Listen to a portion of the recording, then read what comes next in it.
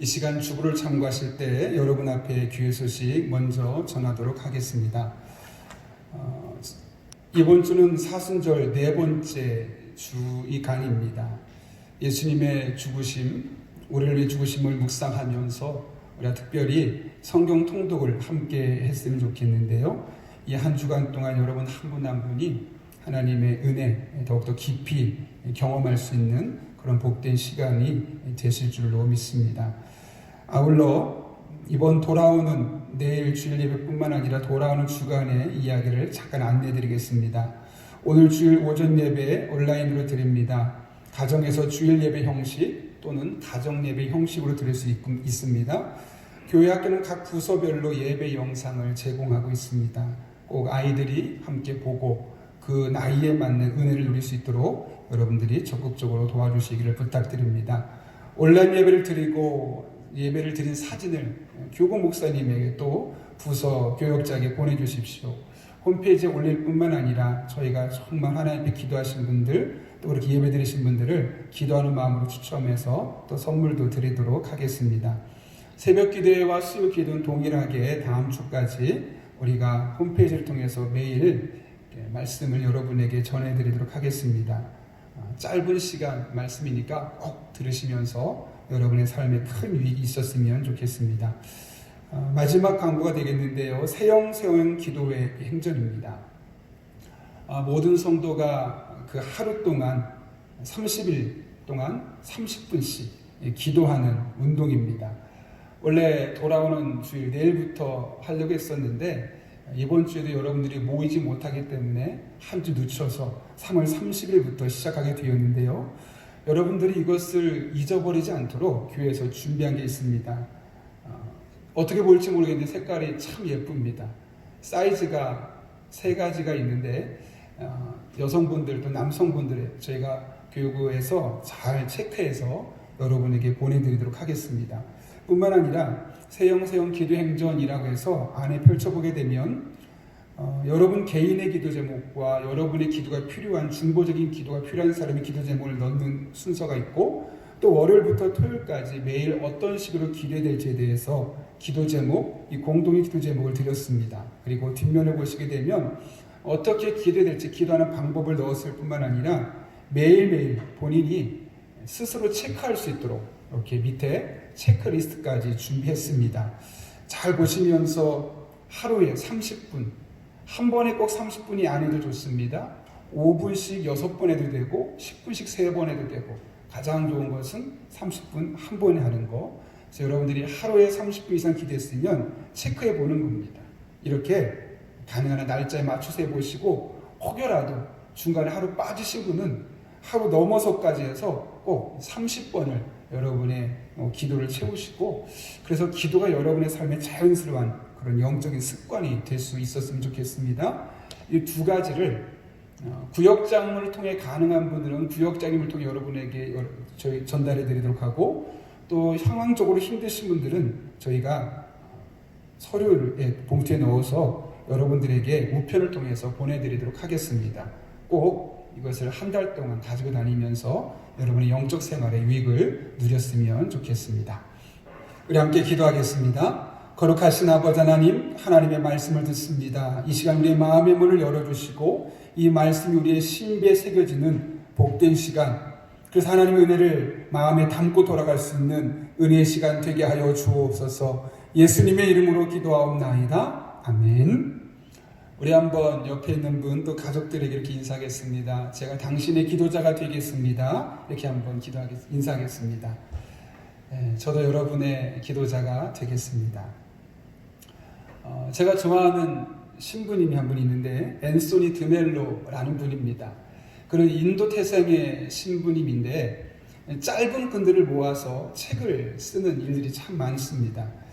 그분이 쓴 책 중에 개구리의 기도라는 책이 있습니다. 그 책에 보게 되면 기도에 대해서 아주 짧은 이야기가 있는데 이런 내용입니다. 한 목사님이 예배당에 갔는데 한 여자 성도님이 두 손으로 머리를 꽉 움켜쥐고 고통스러워하고 있는 겁니다.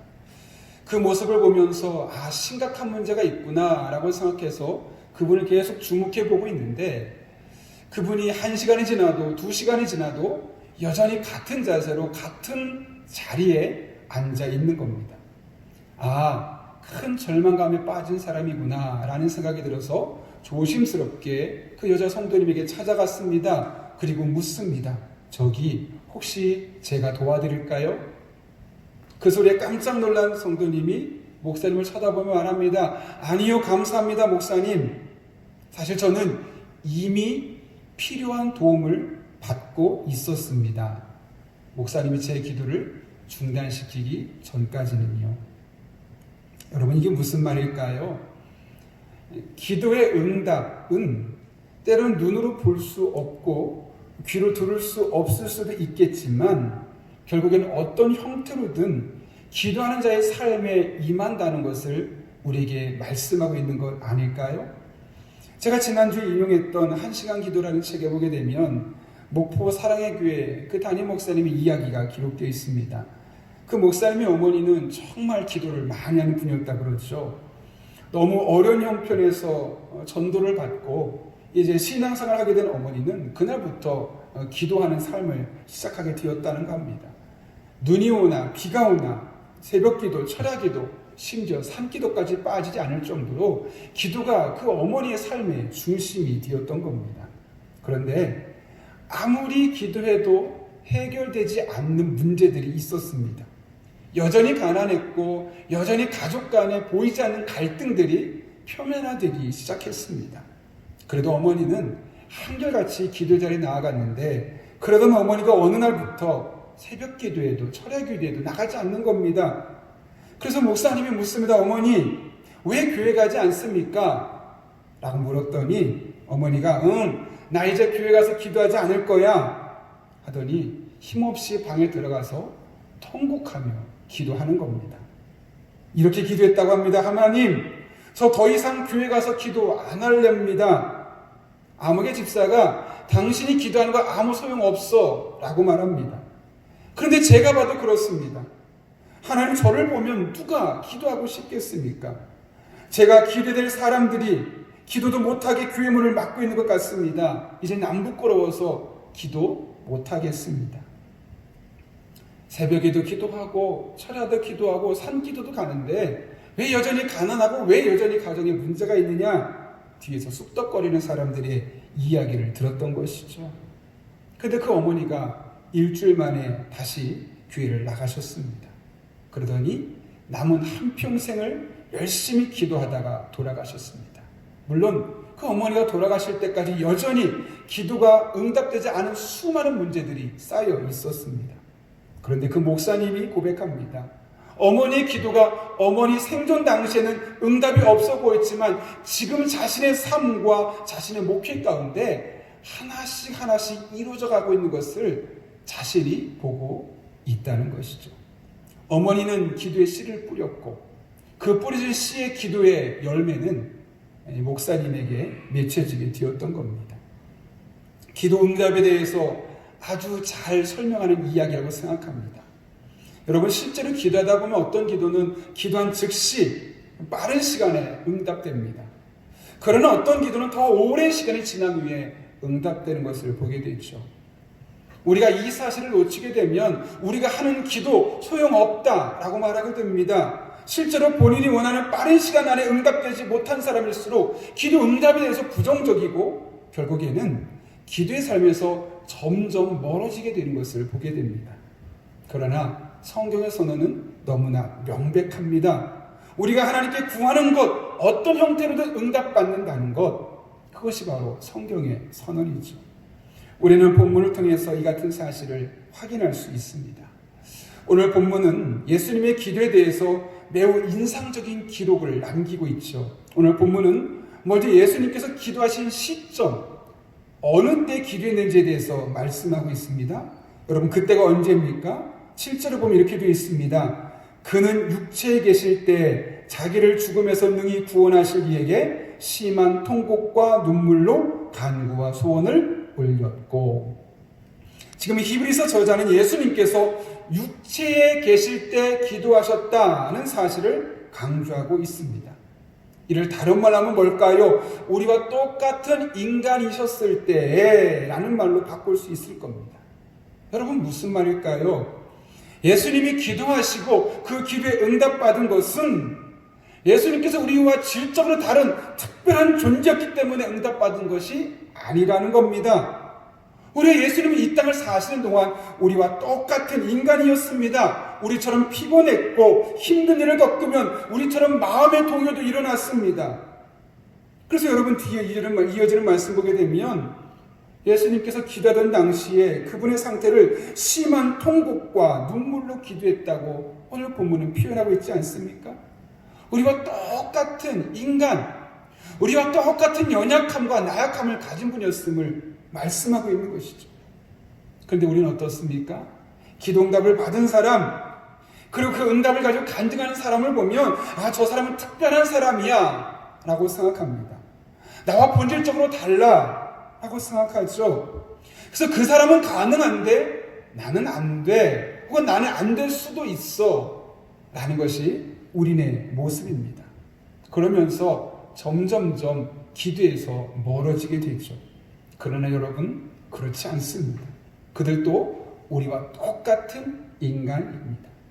그들도 기도하려고 하면 피곤하고, 그들도 기도의 자리에 나오면 사단과의 치열한 영적인 전투를 벌이며 기도할 수밖에 없는 겁니다. 그러나 그들이 다른 점이 있습니다. 그것이 무엇일까요? 그들은 실제로 기도한다는 겁니다. 피곤할지라도, 영적인 싸움 때문에 힘겹게 기도한다 할지라도 마침내 기도의 자리에 나와서 기도하는 것, 그것이 그들의 차이점이죠. 그런 맥락에서 오늘 예수님께서 기도하신 모습은 우리를 절망하게 하기도 하지만 한편으로는 우리에게 소망을 주기도 합니다. 왜냐하면 예수님도 우리와 똑같은 인간이기 때문에 그렇습니다. 아니, 우리도 예수님과 똑같은 인간이라서 여러 가지 일들로 말미암아 갈등할 때도 있지만 우리 또한 예수님처럼 기도하기로 작정하면 예수님처럼 기도할 수 있기 때문에 그렇습니다. 그렇기 때문에 우리는 나는 안 된다고, 나는 어렵다고 하지 마십시오. 인간의 몸을 입고 계셨던 예수님이 하셨으면 인간의 몸을 입고 있는 우리 또한 예수님처럼 능히 기도할 수 있기 때문에 그렇습니다. 관건은 실제로 예수님처럼 기도의 자리로 나아가느냐 아니면 기도하지 않느냐, 이거에 따라서 결과가 다른 것이지, 내가 인간이고 예수님은 나와 다른 분이야, 이것은 잘못된 영적인 태도인 겁니다. 제가 예전에 신방 갔을 때 우리 교우들의 가정에서 했었던 이야기인데요. 전에 사역했던 교회 한 권사님이 계셔서 그 권사님 가정에 신방을 갔던 일이 있습니다. 3층까지 계단으로 올라가서 예배를 드렸는데 연세도 많으신 분이 높은 층을 오르락내리락 하기 참 힘드시겠다, 그런 안타까운 마음으로 예배를 드렸습니다. 그런데 예배가 끝나고 나서 권사님이 저에게 질문합니다. 목사님, 이 집이 누구 집인지 아세요? 개인적으로는 당연히 권사님이 가장 꼭대기층에 사니까 새 들어도 산다 라고 생각해서 글쎄요 권사님 잘 모르겠는데요 라고 질문을 했습니다. 그랬더니 권사님 집이라는 겁니다. 그러면서 권사님이 어떻게 이 집, 자기 집이 될 수 있었는지를 저에게 간증해 주셨습니다. 권사님의 남편은 군인이셨습니다. 30대 중반의 나이에 아이 셋을 남겨두고 먼저 세상을 떠나셨습니다. 평생 힘든 일을 해보신 적이 없었던 권사님은 막막했다고 합니다. 더군다나 아이들이 셋이나 있죠. 근데 그래도 아이들이 있기 때문에 어떻게든 돈을 벌려고 식모살이도 하고 식당에서 일을 하게 되었다는 것이죠. 그런데 아무리 노력해도 여인 혼자 힘으로 아이 셋을 키우는 것이 너무너무 힘들었다는 것을 알았던 권사님은 기도하자, 하나님께 이 문제를 좀 맡기자라는 마음이 들었습니다. 그런데 그게 결코 쉽지 않습니다. 아침부터 저녁 늦게까지 일을 하고 돌아오면 온몸이 안 아픈 데가 없습니다. 그래도 결국에는 기도하는 것이 정답이야 라는 마음에 권사님은 그럼 내가 어떻게 하면 매일매일 하나님 앞에 기도할 수 있을까 진작에 고민하다가 결국에는 내가 가능한 시간은 새벽밖에 없구나 라는 생각이 들어서 목사님을 찾아갑니다. 그리고 매일 새벽마다 나와서 기도하고 싶은데 내가 너무너무 일어나기 힘드니 목사님, 교회 종을 새벽에 제가 치면 안 되겠습니까? 목사님은 흔쾌히 허락하셨습니다. 다음 날부터 권사님은 몇 년 동안 새벽마다 교회 종을 치고 교회에 나와서 새벽 기도를 하고, 또 기도가 끝난 뒤엔 집에 가서 아이들 밥 차려주고 또 일터로 떠나는 그런 반복적인 일들을 하게 되었던 것이죠. 그런데 그때부터 놀라운 변화가 일어났습니다. 집 근처에 사는 모 대학 피아노 전공하는 교수님이 그 권사님의 따님을 보고, 초등학생밖에 안 된 그 딸을 보고, 내가 이 아이에게 피아노를 가르쳐주고 싶다고. 사실 지나가다 얼굴만 몇 번 봤을 뿐 서로 깊은 관계가 아님에도 불구하고 그 교수님이 그렇게 권면해서 10년을 넘게 교수님이 그 아이를 무료로 피아노를 가르쳐줬을 뿐만 아니라 교수님이 있는 대학에 가서, 이화여대에 가서 거기서 피아노를 전공하고 지금은 미국에서 피아니스트로 일을 하고 있다는 겁니다. 뿐만 아닙니다. 본인의 자녀들의 공부를 전혀 도와줄 수 없었는데 그 중에 아들은 공부를 참 잘하게 되어서 명문대학에 들어가게 되고 대학에서 임원까지 되게 하여 주셔서 그 아들을 통해서 지금 권사님이 살고 있는 집을 갖게 되었다는 것이죠. 그리고 노년에 아무런 수입이 없는데 그 집에서 나오는 수입을 갖고 살아가게 되었노라고 간증을 하게 되었던 겁니다. 본인은 아무도 알지 수 없을 때 하나님 붙들고 기도했더니 하나님께서 이렇게 자신의 삶에 놀라운 은혜를 베푸셨다는 간증이었습니다. 여러분, 30대 중반에 홀로 되신 권사님이 어떻게 이런 은혜를 경험할 수 있었겠습니까? 하나 아니겠습니까? 바로 하나님께 기도했기 때문에 그렇습니다. 육체의 피곤함을 이겨내고 시간의 부족함을 극복하는 기도, 이런 적극적인 기도 생활이 있었기 때문에 남들은 경험하지 못했던 하나님의 은혜를 경험하게 된 것이죠. 그분이 특별한 사람이 아닙니다. 여러분과 똑같은 사람입니다. 피곤합니다. 쉬고 싶습니다. 누군가에게 손을 벌리고 싶은 겁니다. 다르다면 기도할 수밖에 없는 그 절박한 상황이 있었다는 것, 그래서 기도하게 되었다는 것, 그리고 그 기도의 결과 하나님의 은혜를 경험하게 된 겁니다. 이제 곧 세영세영 기도회를 3월 30일 월요일부터 시작하게 됩니다. 광고 시간에 말했지만 세영세영 기도회는 한 달 동안 매일 30분 이상 기도하는 운동입니다. 하루에 10분씩 3번 해도 좋고 한 번에 30분 이상 기도도 좋습니다. 어떤 형태로든 매일 30분 이상 기도하면 됩니다. 중요한 것은 실제로 기도하는 겁니다. 아마 여러분이 기도하려고 마음먹었기 때문에 기도를 방해하는 여러 가지 일들이 생기게 될 것입니다. 그래도 마음을 굳게 먹고 시도해 보십시오. 30일 동안 매일매일 기도하다 보면 반드시 여러분의 크고 작은 기도, 여러분의 신음에도 응답하시는 하나님을 만나게 될 것입니다. 안 된다고 하지 말고, 할 수 없다고 하지 말고, 해보자고, 할 수 있다고 결단하고 여러분이 함께 기도하기를 시작할 때 여러분의 삶을 만져주시고 여러분의 기도에 반응하시는 그 하나님의 은혜를 다 경험하는 그런 귀한 분들 될 수 있기를 예수님의 이름으로 축원합니다. 이어서 우리는 이 짧은 본문을 통해서 예수님께서 누구에게 기도하셨는지를 볼 수 있죠. 예수님이 누구에게 기도했습니까? 예수님은 하나님께 기도했습니다. 그런데 그 당시에 예수님께서 하나님께 기도한 이유가 있죠. 그분이 하나님을 어떤 분으로 믿고 있었습니까? 히브리서 5장 7절 말씀 이렇게 되어 있죠. 그는 육체에 계실 때 자기를 죽음에서 능히 구원하실 이에게, 밑줄 쳐 있죠. 자기를 죽음에서 능히 구원하실 이. 예수님께서 하나님에게 대해서 가졌던 믿음이 어떤 믿음이었는지를 분명히 밝히고 있는 겁니다. 예수님은 하나님을 자신을 죽음에서 능히 구원하실 수 있는 분으로 믿었습니다. 여러분, 이것이 무슨 말일까요? 여기 죽음에서 구원하신다라는 말에는 사실 원래 원문을 보게 되면 이중적인 의미가 있습니다. 첫 번째로는 어떤 위험을 당하지 않도록 미리 건져준다라는 의미가 있고, 두 번째는 죽음 이후에 설사 죽게 된다면 그 죽음에서부터 살려낸다는 의미, 다시 말하면 죽음에서의 부활을 내포하고 있습니다. 이 두 가지를 정리하면 어떻게 될까요? 예수님이 가졌던 믿음, 하나님이라면 자신이 십자가의 고통을 당하기 전에 구원하실 수 있다. 이 십자가를 지지 않게 하실 수 있는 분이시다 하고 믿었습니다. 그런데 설사 하나님이 그렇게 안 하셔서 본인이 십자가를 지고 죽게 된다 할지라도, 내가 비록 이 세상에 목숨이 끊어진다 할지라도 하나님은 그 목숨을 다시 살려줄 수 있는 분이라고 믿었음을 우리에게 말씀하고 있는 것이죠. 예수님은 하나님을 이렇게 믿었기 때문에 죽음 직전에, 십자가에 매달리기 직전에 하나님께 이렇게 매달리며 기도할 수 있었던 겁니다. 성경을 보면 예수님과 동일한 믿음으로 하나님의 은혜를 경험한 사람이 있죠. 바로 아브라함입니다. 창세기를 보게 되면 하나님께서 아브라함과 사라에게 찾아오셔서 아를 주시겠다라고 말씀합니다. 그리고 나서 아브라함에게 25년이 지난 이후에 아를 주셨죠.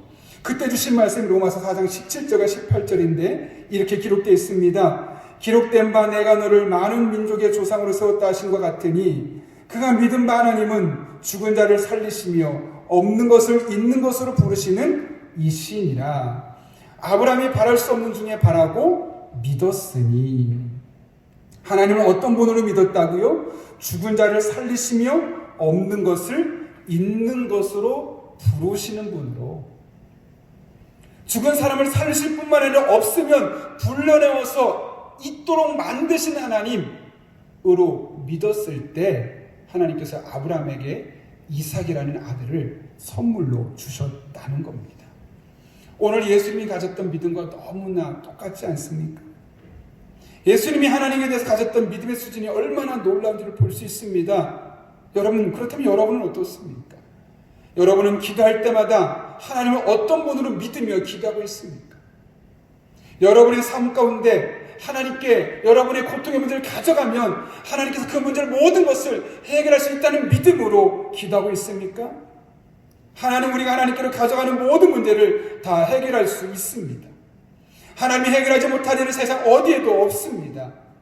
의사가 못 고치는 병은 있어도 하나님은 모든 병을 고칠 수 있고, 과학자가 이 세상의 모든 원리를 다 발견하지 못해도 하나님이 알지 못하는 것은 아무것도 없습니다. 그럼에도 불구하고 우리의 기도가 힘이 없고 기도한 것 같은데 응답이 없는 것은 사실 우리의 믿음 때문입니다. 빌 하이벨스 목사님이 쓴 책 중에 너무 바빠서 기도합니다 라는 책이 있죠. 그는 목사입니다. 그것도 미국의 초대형 교회인 윌로우 크릭 교회 담임 목사입니다. 당연히 늘 하나님이 전능하시다고 그분은 믿어왔죠. 그리고 이에 대해서 글도 쓰고 많은 설교를 해왔습니다.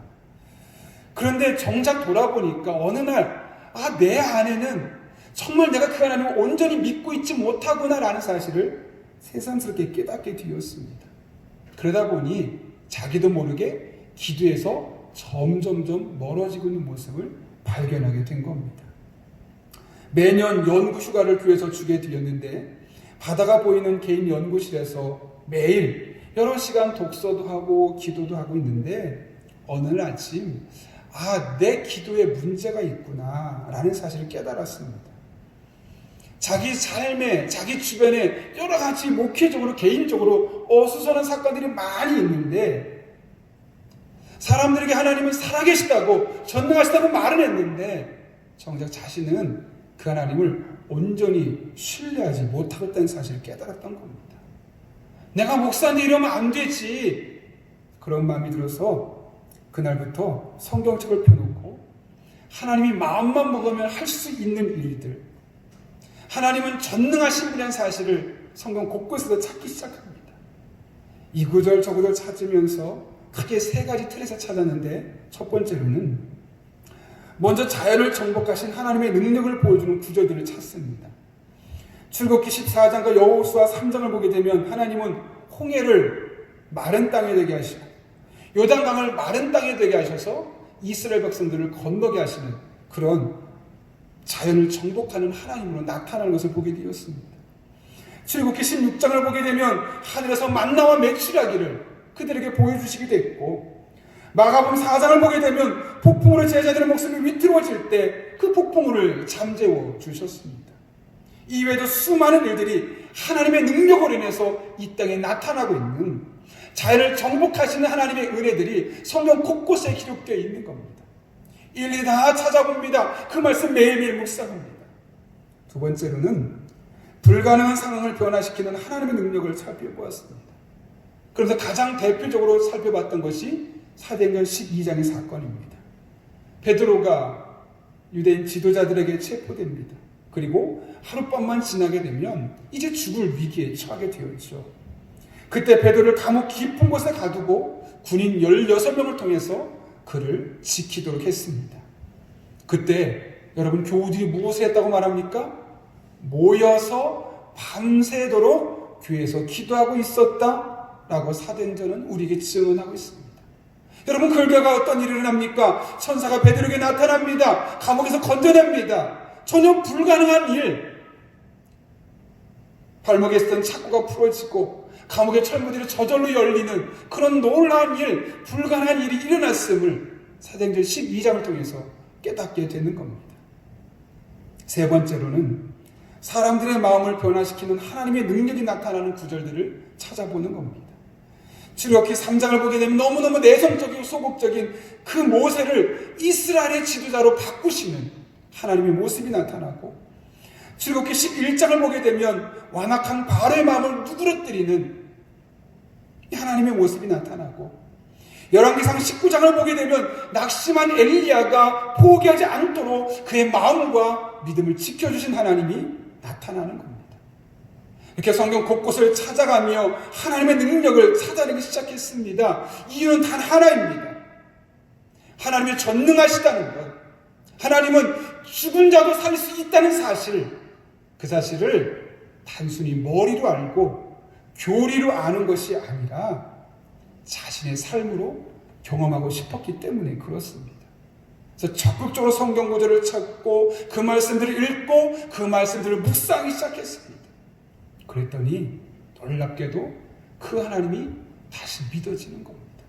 그리고 나서 그분의 사역에 놀라운 변화들이 일어나게 되었다는 이야기가 너무 바빠서 기도합니다 라는 책에 기록되어 있습니다.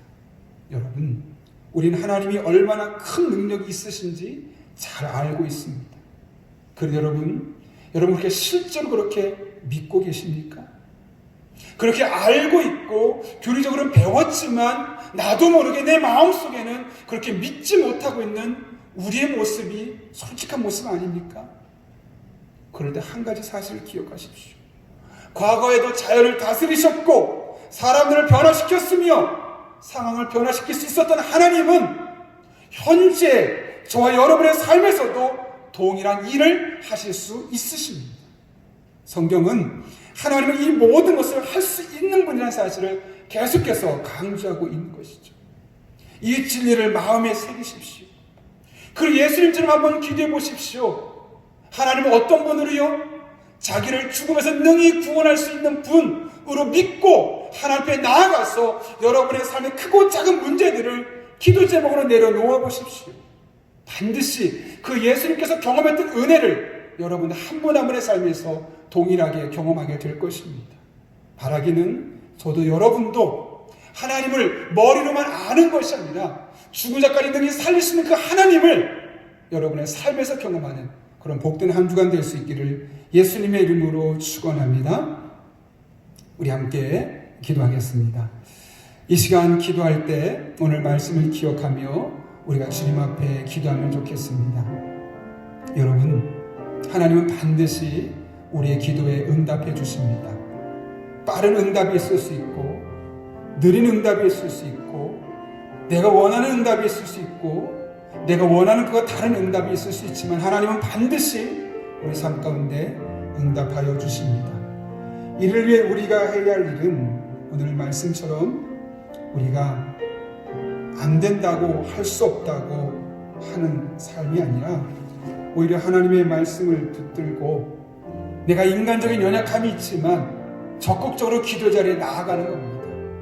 그렇게 할 수 있게 달라고 피곤함을 이겨내고 적어도 세영세영 기도를 하는 기간만큼은 매일 30분 이상 기도하며 하나님의 은혜를 구할 수 있는 그런 사람들 될 수 있게 달라고 하나님 앞에 기도합니다. 뿐만 아니라 오늘 예수님이 하나님께 대해서 믿었던 것처럼 하나님은 죽은 사람들을 살리시며 없는 것들을 불러내어 있게 만드시는 그런 능력의 하나님을 내가 믿을 수 있게 달라고.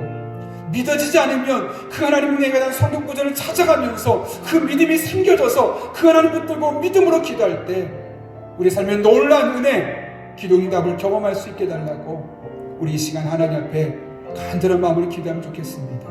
이 두 가지 기도 제목 가지고 우리가 1분 동안 하나님의 은혜를 삼하며 간절한 마음으로 기도하겠습니다. 함께 기도합니다. 거룩하신 아버지 하나님, 하나님의 은혜를 삼합니다. 능력을 삼합니다. 우리가 기도할 때 하나님은 반드시 응답하실 때 꼭 우리가 원하는 시점, 방법이 아니더라도 반드시 응답한다는 사실을 깨닫게 하시는 내 진심으로 감사를 드립니다. 이를 오늘 말씀을 기억하며 피곤하지만 환경적으로 어렵지만 인간의 몸을 입고 있지만 그럼에도 예수님처럼 우리가 기도의 자리로 나아갈 수 있도록 우리를 붙들어 주시고 인도하여 주옵소서. 뿐만 아니라 우리가 믿는 하나님, 죽은 사람을 살리시며 없는 것을 있도록 만드실 수 있는 분이심을 믿고 그 하나님을 신뢰하고 더욱더 기도의 자리로 나아갈 수 있는 그런 주의 종들 되게 하여 주옵소서. 그래서 우리가 기도만 하고 돌아가는 것이 아니라 기도하고 응답받고 기도하고 하나님의 은혜를 함께 간증할 수 있는 주의 종들 되게 하여 주옵소서.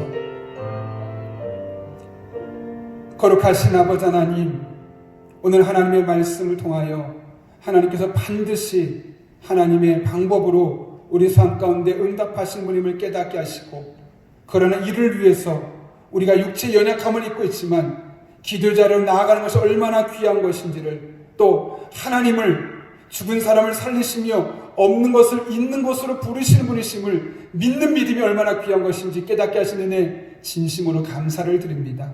오늘 말씀을 기억하며 이 한 주도 믿음으로 기도로 살아가게 하시고, 특별히 세영세영 기도회 그 한 달 동안 우리가 매일 30분의 기도 생활을 채우며 하나님의 은혜를 간구할 때 우리의 믿음의 변화가 일어나게 하시고 삶이 달라지게 하시고 하나님 만난 은혜 고백들이 넘쳐날 수 있는 복된 한 달 세영세영 기도회 되게 하여 주옵소서. 예수님의 이름으로 기도하옵나이다. 아멘.